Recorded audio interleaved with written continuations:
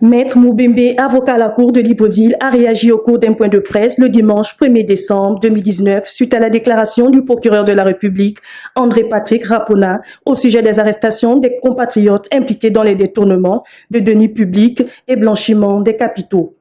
Le procureur de la République décrit les conditions d'arrestation et de garde à vue respectées. Cependant, Maître Moubembe déplore ces conditions qu'il juge inhumaines et demande de libérer leurs titres et fonctions.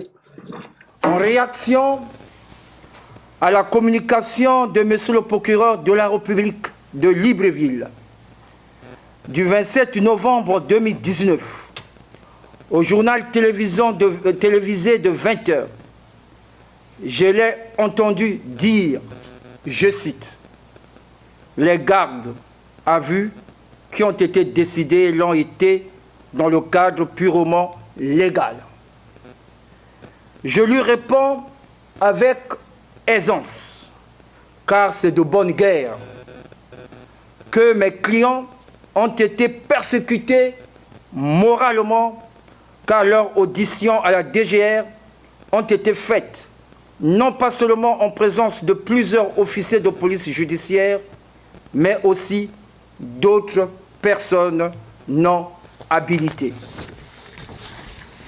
Je dénonce également la situation inhumaine vécue par mes clients avant leur audition devant les deux procureurs de la République et avant leur interrogatoire devant les deux juges d'instruction près le tribunal spécial de Libreville.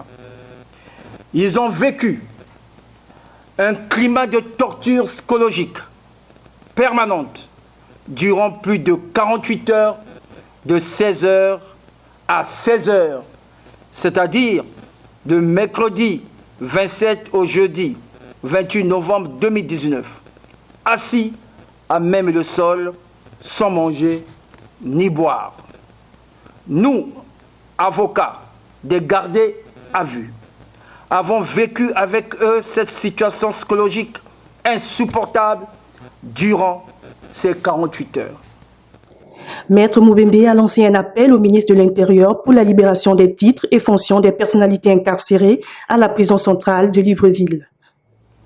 Je lance par votre truchement un appel vibrant au ministre de la Justice, garde des Sceaux, de voir ordonner la libération immédiate des titres ou fonctions incarcérés à la prison centrale de Libreville en même temps que leur titulaire et par ricochet encore en exercice.